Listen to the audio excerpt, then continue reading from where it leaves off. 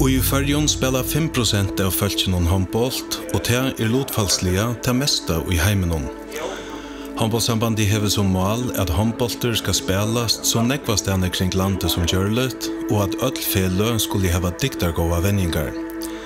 Idrottastjåren til håndbollsambanden rådgjøver feleunnon hvordan de kunne leggja så et idrottalige virksomhet til rattes.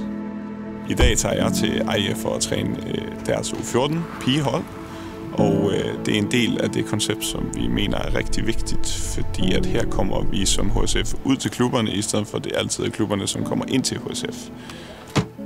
Jeg hedder Mark, og jeg har fået lov at træne jer der i dag, så jeg er så heldig.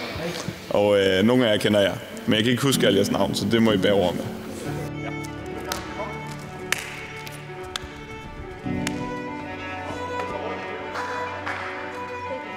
HSF legger stor dent på at menna venjingarna til man yngre, tog områdende at spelare får grundlæggende håndbollsforelægger tulja.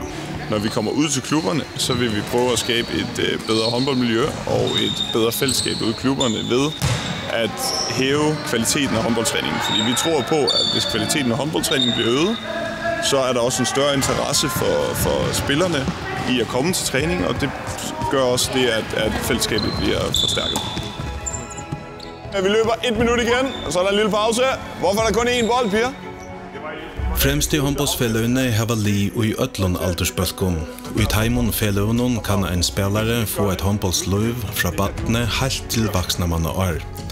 Men det er ikke muligt atlastene.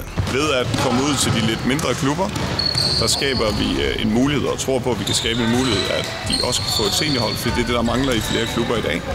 Og ved at skabe et seniorhold, så får vi også skabt en større fællesskab og et klubmiljø og et håndboldmiljø, som er sundt. Og pause. Okay, det er fint. Vi er 2. Vi var... Fleste spillerne i Førjun jo i løtene og i høvestigerkommunene, og så i Klaksvik, Vestmanna, Vaje, Sandavaje, Ronavik, og av Eje og av Stronton.